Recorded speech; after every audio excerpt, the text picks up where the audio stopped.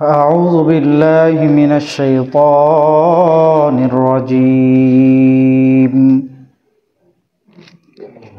بسم الله الرحمن الرحيم.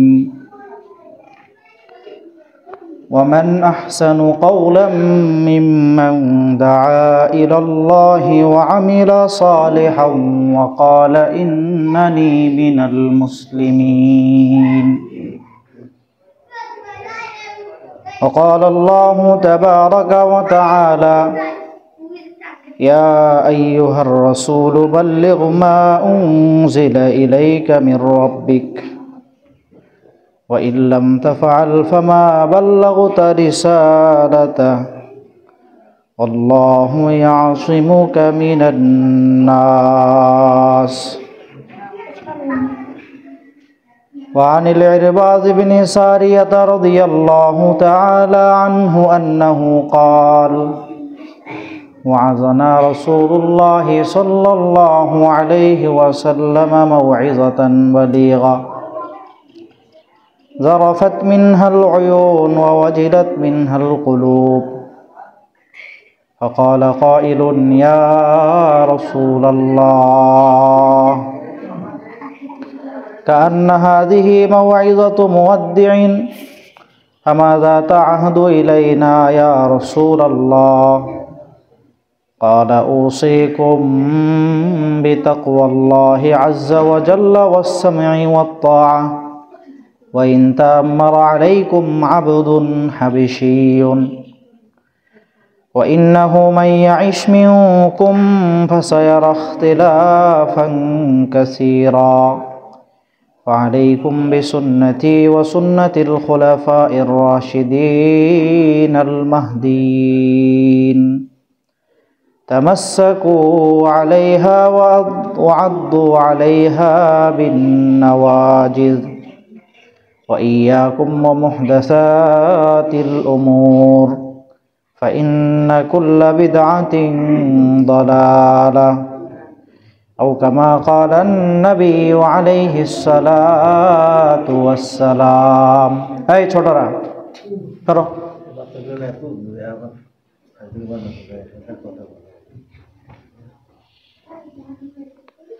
আলহামদুলিল্লাহ,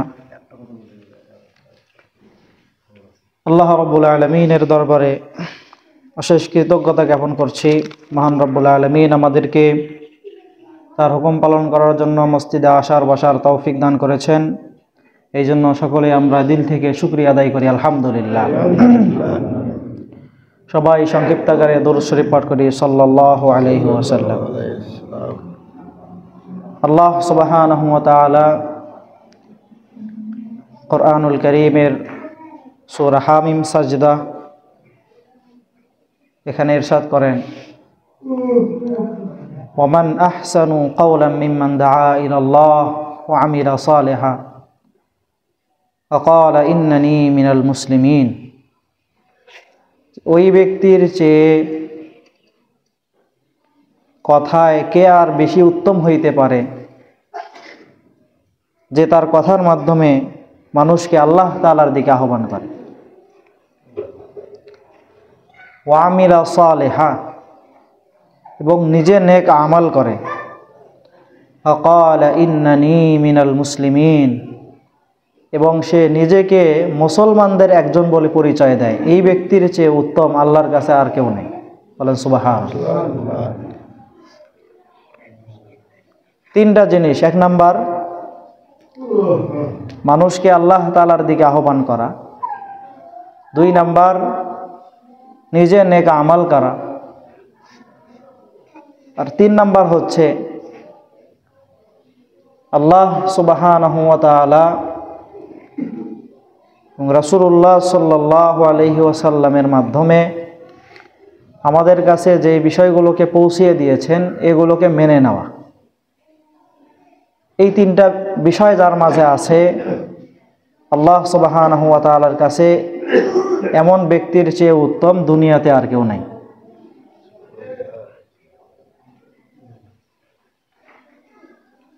আর এই বাস্তবতাটাকেই রাসূলুল্লাহ সাল্লাল্লাহু আলাইহি ওয়াসাল্লাম তার পূর্ণ জীবন ব্যবস্থার মাঝে তিনি এটাকে কায়েম করে দেখাইছে। আল্লাহ রসুল সাল্লাল্লাহু আলাইহি ওয়াসাল্লামের পুরা জিন্দেগি, বিশেষ করে নবুয়ত প্রাপ্তির পর থেকে নিয়ে যে 23 বৎসর আল্লাহ রসুল সাল্লাল্লাহু আলাইহি ওয়াসাল্লাম হায়াত পেয়েছিলেন, মক্কায় 13 বৎসর, মদিনায় 10 বৎসর, এই 23 বছর জিন্দিগিতে আল্লাহ রসুল সাল্লাল্লাহু আলাইহি ওয়াসাল্লামের কর্মপন্থা মোট 4টি ভাগে বিভক্ত ছিল। কয় ভাগে? 4 ভাগে বিভক্ত ছিল।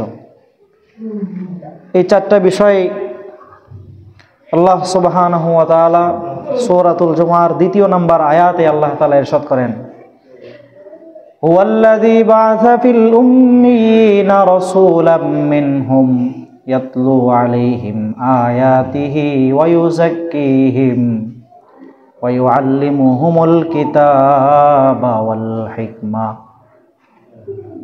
ওয়া ইন কানু মিন ক্বাবলু লাফি যালালিম মুবিন।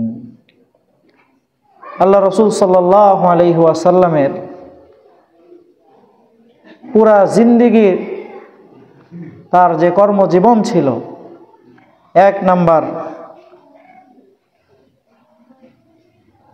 তিনি যেই বিষয়টা মানুষের সামনে স্পষ্ট করেছিলেন সেটা হচ্ছে ইয়াতলু আলাইহিম আয়াতি, মানুষকে আল্লাহ তাআলার বাণী শুনিয়েছেন, মানুষকে দাওয়াত দিয়েছেন, আল্লাহ তাআলার দিকে মানুষকে আহ্বান করেছেন।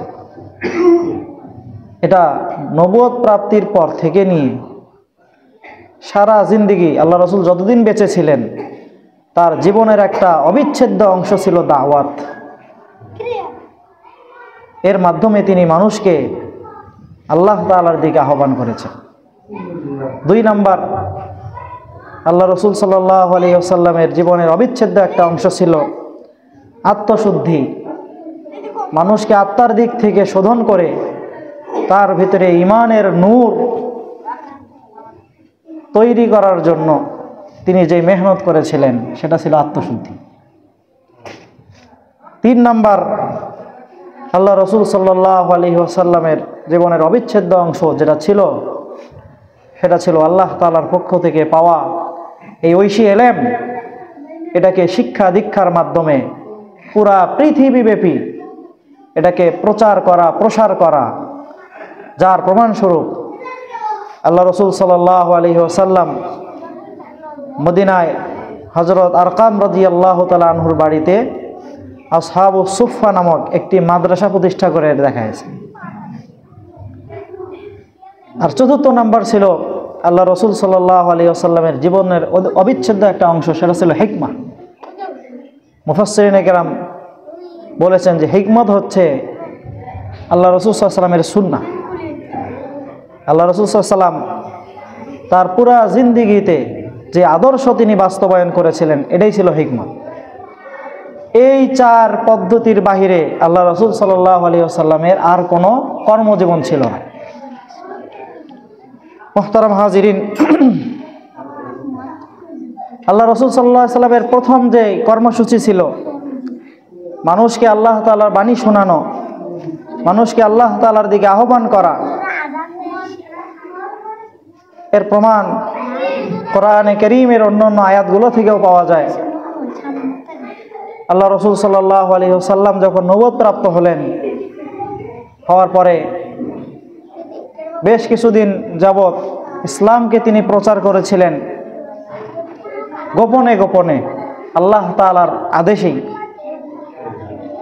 এরপরে যখন প্রকাশ্য ইসলাম প্রচারের ব্যাপারে আল্লাহ তাআলার পক্ষ থেকে ফয়সালা আসলো, আল্লাহ সুবহানাহু ওয়া তাআলা বলেন, ওয়ানজির আশীরাতাকাল আকরাবিন, হে নবী আপনি আপনার আত্মীয় স্বজনদেরকে ভীতি প্রদর্শন করুন, তারা যে এক আল্লাহ ব্যতীত অন্য অন্য প্রতিমার পূজা করে, অন্য অন্য বিষয়কে তাদের মাবুদ মনে করে, তাদেরকে এই বিষয়ে আপনি ভীতি প্রদর্শন করেন। রাসূলুল্লাহ সাল্লাল্লাহু আলাইহি ওয়াসাল্লাম মক্কার পাহাড়ের উপরে দাঁড়িয়ে তার গোত্রদেরকে ডেকে ডেকে তাদেরকে সংবাদ দিয়েছিলেন যে দেখো, আমি যদি তোমাদেরকে খবর দেই যে এই পাহাড়ের পাদদেশে তোমাদের জন্য শত্রু দল অপেক্ষা করতেছে, তাহলে তোমরা কি আমাকে বিশ্বাস করবে? লোকেরা এক বাক্যে বলেছিল যে ইয়া মুহাম্মদ, তোমাকে আমরা আমিন, সাদেক, সত্যবাদী, বিশ্বস্ত লোক হিসেবে আমরা জানি। আজ পর্যন্ত তুমি কোনোদিন মিথ্যা কথা বলনি, সুতরাং যদি তুমি এটা বলো তা আমরা নির্দ্বিধায় এটা মেনে নিতে বাধ্য থাকি। আল্লাহ রাসূল সাল্লাল্লাহু আলাইহি ওয়াসাল্লাম তখন বললেন, এর চেয়েও বড় ঘাতক, এর চেয়েও বড় ক্ষতিকর বিষয় যেটা তোমরা বর্তমান অবস্থান করতেছো, সেই বহুরূপী দেব দেবী প্রতিমার পূজা ছেড়ে না দিয়ে আল্লাহ তাআলার এক আল্লাহ তাআলার ইবাদত না করে, এক আল্লাহকে মাবুদ না করে যতদিন পর্যন্ত তোমরা এই প্রতিমাগুলোর পূজা করতে থাকবে, তোমাদের জন্য অনেক বড় বিপর্যয় অপেক্ষা করতেছে। এইভাবে আল্লাহ রাসূল সাল্লাল্লাহু আলাইহি ওয়াসাল্লাম তার সত্যটাকে প্রকাশ করে দিলেন। অন্য আয়াতে রাসূলুল্লাহ সাল্লাল্লাহু আলাইহি ওয়াসাল্লাম তার উপর আল্লাহ সুবহানাহু ওয়া তাআলা ওহী অবতীর্ণ করে দিলেন, উদউ ইলা সাবিলি রাব্বিকা বিল হিকমাতি ওয়াল মাউইযাতিল হাসানাতি ওয়াজাদিলহুম বিল্লাতী হিয়া আহসান। হে নবী, আপনি আপনার রবের রাস্তার দিকে মানুষকে আহ্বান করেন বিল হিকমা, হিকমতের সাথে, ওয়াল মাউইযাতিল হাসানা, উত্তম উপদেশের সহিত, ওয়াজাদিলহুম বিল্লাতী হিয়া আহসান, এবং এই পথে আহ্বান করতে গিয়ে যদি কারোর সাথে কথাবার্তা বলতে হয়, তাহলে বাক বিতণ্ডতায় লিপ্ত হতে হয়, তাহলে উত্তম কথার মাধ্যমে তাদের সঙ্গে বাক বিতণ্ডতায় লিপ্ত হবে। অশ্লীল বেহায়াপনা কথাবার্তার মাধ্যমে তাদের সঙ্গে আপনি তর্ক করতে যাবেন না। এটাও আল্লাহ রাসূল সাল্লাল্লাহু আলাইহি ওয়াসাল্লামের দাওয়াতের প্রমাণ বহন করে। অপর আয়াতে আল্লাহ রাসূল সাল্লাল্লাহু আলাইহি ওয়াসাল্লামের উপর আল্লাহ সুবহানাহু ওয়া তাআলা ওহী নাযিল করছেন, ইয়া আইয়ুহার রাসূলু বাল্লিগ মা উনজিলা ইলাইকা মির রাব্বিক ওয়া ইল্লাম তাফআল ফামা বাল্লাগতা রিসালাতা আল্লাহু ইয়াসিমুকা মিনান নাস। হে রাসূল, আপনার উপর আল্লাহ তাআলার পক্ষ থেকে যা অবতীর্ণ করা হয়েছে এটাকে মানুষের মাঝে প্রচার করে দিন, মানুষের মাঝে এটার তাবলীগ করেন। ওয়া ইল্লাম তাফআল ফামা বাল্লাগতা রিসালাতা, মনে রাখবেন, যদি আপনি এমনটা না করেন তাহলে আপনি আপনার উপর অর্পিত রিসালাতের দায়িত্বকে আপনি সঠিকভাবে পালন করেননি। মুআজ্জাজ হাজিরিন, বিদায় হজ্জের সময় মিনাতে যেখানে কুরবানি হয়, এই মিনার ময়দানে আল্লাহ রাসূল সাল্লাল্লাহু আলাইহি ওয়াসাল্লাম বিদায় হজ্জের সেই ঐতিহাসিক ভাষণ প্রদান করেছিলেন। সেখানে রাসূলুল্লাহ সাল্লাল্লাহু আলাইহি ওয়াসাল্লাম মানুষকে লক্ষ্য করে বলতেছিলেন, ও আমার সাহাবায়ে কেরাম, তোমরা বলো আইয়ু ইয়াউমিন হাজা, বলো তো দেখি আজকের এই দিনটা কোন দিন? তখন সকল সাহাবায়ে কেরাম বললেন যে ইয়া রাসূলুল্লাহ, এই দিনটা হচ্ছে ইয়াউমুন হারাম। এটা এমন একটা দিন যেই দিনে মানুষ শুধুমাত্র এই নির্দিষ্ট কর্মপন্থা ব্যতি রেখে, যেগুলোকে আল্লাহ সুবহানাহু ওয়া তাআলা এই স্থানের সাথে, এই দিনের সাথে যেগুলোর নিষেধ, যে বিষয়গুলো না করার জন্য আল্লাহ সুবহানাহু ওয়া তাআলা আদেশ করছেন সেগুলো না করা, এগুলো করা আমাদের জন্য আজকের দিনে হারাম। সুতরাং এই দিনটা হচ্ছে ইয়াউমে হারাম। এই দিন আমরা আল্লাহ তাআলার ইবাদত ছাড়া অন্য কোনো কিছু আমরা করব না। এটা হচ্ছে ইয়াউমে হারাম। আল্লাহ রাসূল সাল্লাল্লাহু আলাইহি ওয়াসাল্লাম বললেন যে তোমরা বলো তো আইয়ু বালাদিন হাযা, তোমরা বলো তো দেখি এই মাসটা কোন মাস। আল্লাহ রাসূল সাল্লাল্লাহু আলাইহি ওয়াসাল্লামের প্রশ্নের জবাবে সাহাবায়ে কেরাম বললেন যে বালাদুন হারাম, ইয়া রাসূলুল্লাহ এই শহর এই নগরীটাও একটা হারাম নগরী, কারণ এখানে অন্যায়ভাবে জীব হত্যা করা, মানুষ হত্যা করা, সব কিছুকে আল্লাহ তাআলা হেরেমের যে একটা এরিয়া আছে এখানে আল্লাহ সুবহানাহু ওয়া তাআলা মানুষের রক্ত ঝরানোকে আল্লাহ তাআলা হারাম করে দিয়েছেন। সুতরাং এটা এমন একটা নগরী যেখানে বিশৃঙ্খলা, খুন, গুম এগুলো করা যায় না। এটা হচ্ছে বালাদে হারাম। আল্লাহ রাসূল সাল্লাল্লাহু আলাইহি ওয়াসাল্লাম বললেন যে আইয়ু শাহরিন হাযা, ও আমার সাহাবায়ে কেরাম তোমরা বলো যে এটা কোন মাস। সাহাবায়ে কেরাম বললেন ইয়া রাসূলুল্লাহ শাহরুন হারাম, আমাদের এই মাসটা হচ্ছে শাহরে হারাম। আশহুরে হারাম মোট 4 মাস। কয় মাস? 4 মাস। 3টা হচ্ছে লাগাতার আর একটা হচ্ছে পৃথক। হাদিসের মাঝে আসছে সালাসাতুন মুতাওয়ালিয়াতুন, 3টা হচ্ছে কি লাগাতার, জিলকাদ, জিলহজ, আর একটা হচ্ছে মুহররম। আর অপরদিকে আর একটা মাস হচ্ছে ওয়া রজব মুদার। মক্কার মুদার গোত্রের লোকেরা যেই মাসটাকে রজব মাস হিসেবে মানত, এই মাসটা অর্থাৎ আমাদের প্রচলিত রজব মাস, এই 4টা মাসকে শরীয়তের দৃষ্টিতে আশহুরে হারাম বলা হয়। এই 4 মাসে যুদ্ধ বিগ্রহ থেকে অন্য অন্য যে ইগুলো আছে এগুলো করা আল্লাহ সুবহানাহু ওয়া তাআলা হারাম করে দিয়েছে। তো সাহাবায়ে কেরাম উত্তর দিলেন, যেহেতু জিলহজ মাস, তারা উত্তর দিচ্ছেন ইয়া রাসূলুল্লাহ এই মাসটা হচ্ছে শাহরে হারাম। আল্লাহ রাসূল সাল্লাল্লাহু আলাইহি ওয়াসাল্লাম বললেন ফাইন্না দিমাআকুম ওয়া আমওয়ালাকুম ওয়া আরাদাকুম আলাইকুম হারাম।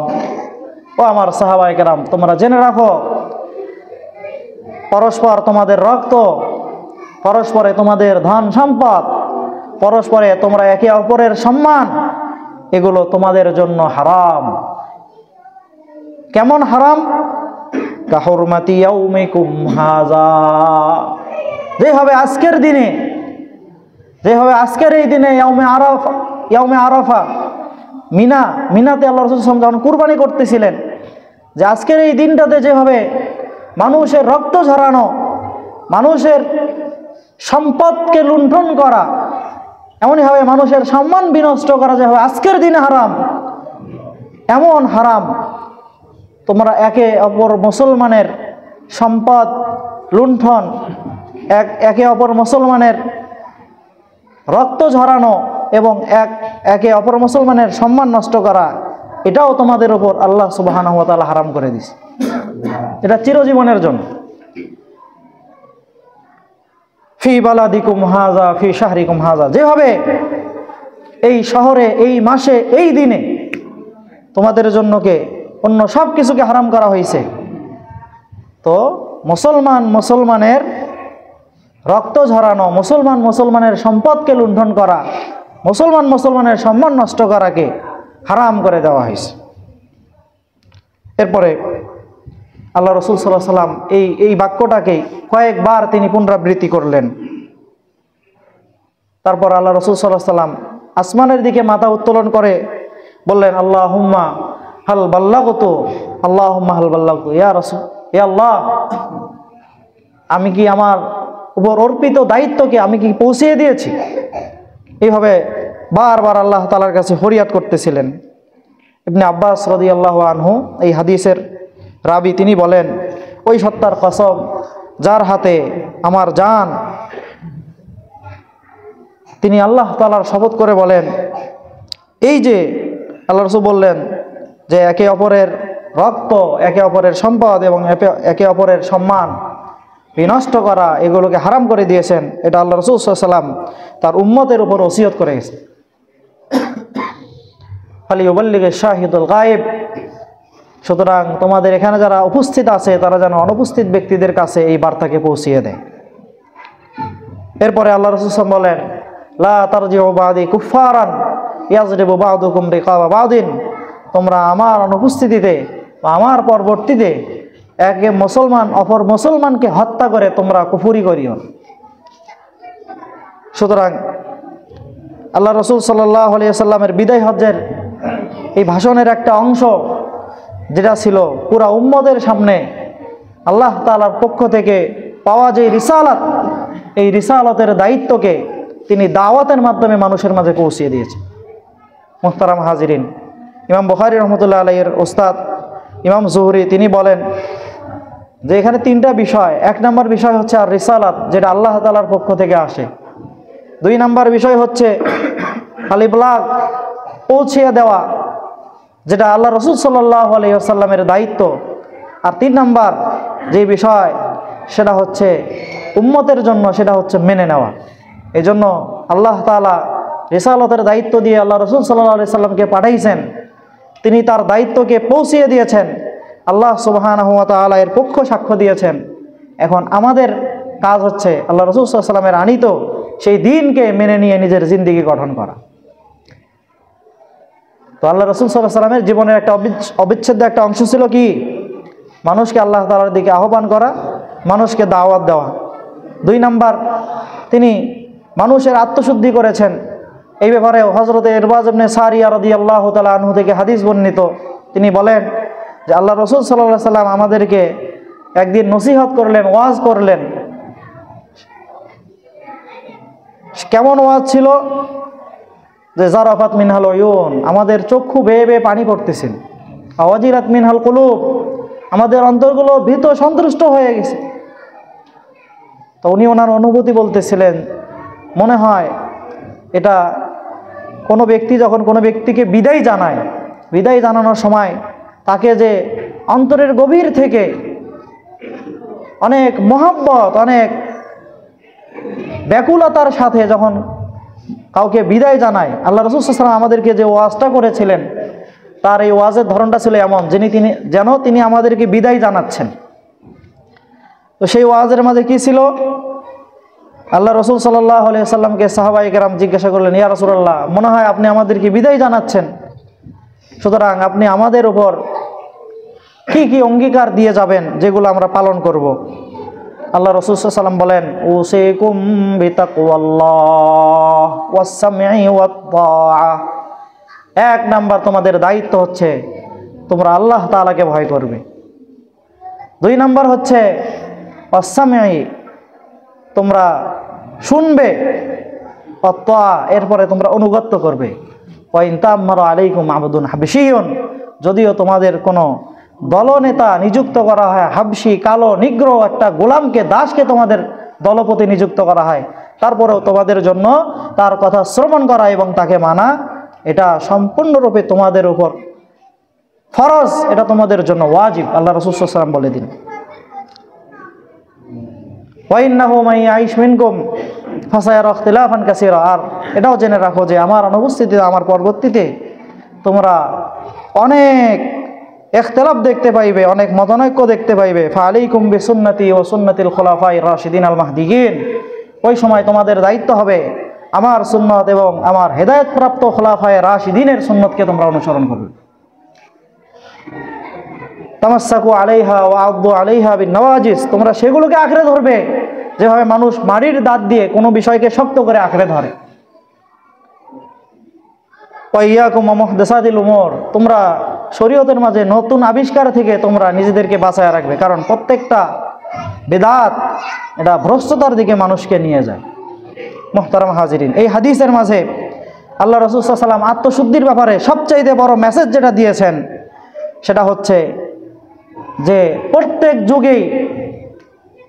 প্রত্যেক যুগেই নিজেকে সেফ রাখার জন্য সবচাইতে বড় মাধ্যম যেটা আল্লাহ রাসূল সাল্লাল্লাহু আলাইহি ওয়াসাল্লাম সেটাকে আমাদের কাছে বর্ণনা করে দিয়েছেন, সেটা হচ্ছে আল্লাহ রাসূলের সুন্নাহ এবং আল্লাহ রাসূল সাল্লাল্লাহু আলাইহি ওয়াসাল্লামের হেদায়েতপ্রাপ্ত খোলাফায়ে রাশিদিনের সুন্নাত। এর বাহিরে অন্য কোনো কিছুতে হেদায়েত তালাশ করা এটা কখনোই গুমরাহি ছাড়া, এটা কখনোই হেদায়েতের মাধ্যম হইতে পারে। এই জন্য হেদায়েতের উপর প্রতিষ্ঠিত থাকতে চাইলে আল্লাহ রসুলের সুন্নাত আর খোলাফায়ে রাশিদিনের সুন্নাত, সেটা কি? সাহাবায়ে কেরাম তাদের জীবনীতে আদর্শ জিন্দেগি কায়েম করে দেখাইছেন যে তারা কোরআন ও হাদিসের আলোকে নিজের জিন্দেগি করছেন, কোরআন ও হাদিসের আলোকেই তারা তাদের শেষ নিঃশ্বাস পর্যন্ত আল্লাহর জমিনে আল্লাহর দ্বীন প্রতিষ্ঠার জন্য কাজ করে গেছেন। এটাই ছিল খোলাফায়ে রাশিদিনের সুন্নাত। মুহতারাম হাজিরিন, আরেকটা বিষয় হচ্ছে তালিম। আল্লাহ রাসূল সাল্লাল্লাহু আলাইহি ওয়াসাল্লাম যে তালিম দিয়েছেন আজ পর্যন্ত এই তালিমের ধারা দুনিয়াতে অব্যাহত আছে। আর চতুর্থ যে বিষয় সেটা হলো হিকমত। হিকমত কাকে বলে? হিকমত হচ্ছে সঠিক সময়ে সঠিক কাজটা করার নামে হিকমত। সঠিক সময়ে কোনো সঠিক সিদ্ধান্ত গ্রহণ করা, যেটা শরীয়তের পরিপন্থী নয়, এমন সিদ্ধান্ত গ্রহণ করাকে হিকমত বলে।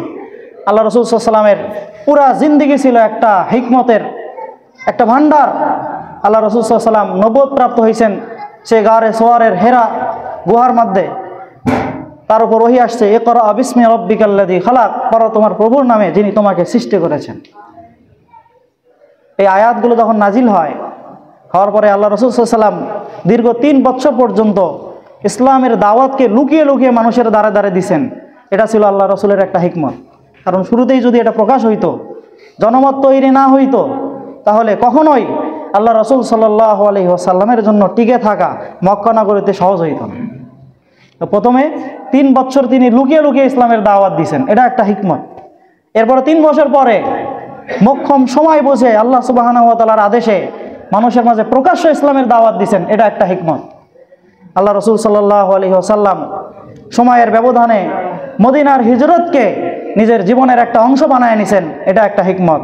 আবার মদিনায় যাওয়ার পরে ইসলামকে পুরা দুনিয়ায় প্রতিষ্ঠিত করার জন্য ইসলামের শত্রুদের সাথে জিহাদ বিস সাইফ, তরবারির মাধ্যমে জিহাদে অবতীর্ণ হয়েছেন, এটা আল্লাহ রাসূলের একটা হিকমত। আর এই হিকমতের ধারাকে সাহাবায়ে কেরাম পুরা দুনিয়ায় ইসলাম প্রতিষ্ঠা করে দেখায় দিয়েছেন। এটাই হচ্ছে আল্লাহ রাসূল সাল্লাল্লাহু আলাইহি ওয়াসাল্লামের হিকমতের বহিঃপ্রকাশ। মুহতারাম হাজিরিন, এই জন্য আল্লাহ রাসূল সাল্লাল্লাহু আলাইহি ওয়াসাল্লামের এই 4টা মিশন আমাদের উম্মতের জন্য অবধারিত। যদি আমরা আমাদেরকে সঠিক পথে সঠিক মতে প্রতিষ্ঠিত করতে চাই, তাহলে আল্লাহ রাসূলের সেই দাওয়াতের পথ, আল্লাহ রাসূলের সেই আত্মশুদ্ধির পথ, আল্লাহ রাসূলের সেই তালিম তরবিয়তের পথ এবং আল্লাহ রাসূলের সেই হিকমতের পথ ভিন্ন অন্য কোনো পথে যদি আমরা শান্তি তালাশ করি, কখনোই এই দুনিয়ায় শান্তি আসবে না। মুহতারাম হাজিরিন, বাস্তব হলেও সত্য যে আমাদের বর্তমান এই বাংলায় মন থেকে না হইলেও মুখ থেকে অনেকে ইসলামী হুকুমতের তামান্না করে। কথা বলেন ঠিক কিনা? মুখ থেকে কি করে? সবাই চায় আমাদের দেশে ইসলামী হুকুমত প্রতিষ্ঠা হোক, কিন্তু কেউ মন থেকে চায় না। কারণ যদি মন থেকে চায়, তাহলে যদি ইসলামী রাজনীতি, ইসলামী হুকুমতের পুনর্বাসন ঘটে, তাহলে বাংলার জমিন থেকে সেকুলারিজম, কমিউনিজম, সোশ্যালিজম এই সবগুলোর কবর রচনা হবে। কথা বলেন ঠিক কিনা? যার কারণে এখন সেকুলারপন্থী নেতাদের মুখে মুখে শোনা যায় যে কোরআনের সাথে রাজনীতির কোনো সম্পর্ক নেই, কোরআনের সাথে রাজনীতির কোনো সম্পর্ক নাই। কি বড় খতরনাক ভয়ঙ্কর কথা! এই কথা যারা বলে, এই কথা যারা বিশ্বাস করে, এদের ভিতরে ইমানের সামান্যতম ছিটা ফোটাও নাই, বরং এরা একটা কাট্টা কাফের হয়ে গেছে। মুহতারাম হাজিরিন, আরো এতদিন পর্যন্ত তাদের রাষ্ট্রে কোনো অংশ ছিল না, জুলুম নির্যাতন, এরপর তাদের জীবন অতিবাহিত করতে হয়েছে। এখন একটু সুযোগ পায়া বলতেছে যে এই মোল্লা মৌলবীরা ওয়াজ মাহফিল ইত্যাদি এগুলোর মাধ্যমে বাঙালি জাতির সংস্কৃতিকেই তারা ধ্বংস করে দিচ্ছে। মুহতারাম হাজিরিন, আমি বলতে চাই, আমাদের বাংলাদেশের আগে যখন পাকিস্তান ভাগ হয়, পাকিস্তান ভাগ হয়েছিল যেই সকল শর্তের উপর, তার মধ্যে প্রথম ছিল যে হিন্দুস্তান যারা হিন্দু তারা আলাদা রাষ্ট্র গঠন করবে, আর পাকিস্তান মুসলমানরা আলাদা রাষ্ট্র গঠন করবে। পাকিস্তান রাষ্ট্রের ভিত্তি ছিল ইসলামের উপর। সুতরাং যারা বাঙালির সাথে ইসলামকে সাংঘর্ষিক অবস্থানে দাঁড় করতে চায়, তারা কখনোই এই দেশের দরদি মালিদের মধ্যে তারা অন্তর্ভুক্ত হইতে পারে না, বরং তারা এখানে আরো নতুন কোনো এজেন্ডা বাস্তবায়ন করতে পথ খুঁজতেছে। মুহতারাম হাজিরিন, আবার একটা নিউজ দেখলাম কালিমার পতাকা বহনের দায়ে 3 জন যুবককে ডিবি পুলিশ গ্রেফতার করছে।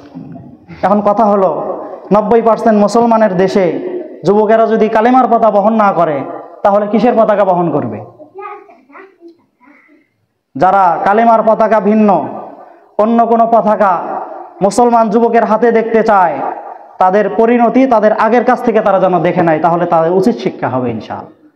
সুতরাং আগামীর দেশ পুনর্গঠনে জুলুম, নির্যাতন, নিপীড়ন, ধর্ষণ এগুলো বন্ধ করার একমাত্র পথপন্থা হচ্ছে সেটা আল্লাহ রসুল সাল্লাল্লাহু আলাইহি ওয়াসাল্লামের আনিত জীবন ব্যবস্থা, সেটাকে আমাদের এই রাষ্ট্রে প্রতিষ্ঠা করা, এছাড়া বিকল্প কোনো পথ নেই। এগুলোকে বোঝার জন্যই আগামী 31 জানুয়ারি থেকে নিয়ে 1-2 ফেব্রুয়ারি পুরা বিশ্বের দাওয়াত ও তবলিগের বিশ্ব ইজতেমার আয়োজন চলছে ইনশাআল্লাহ।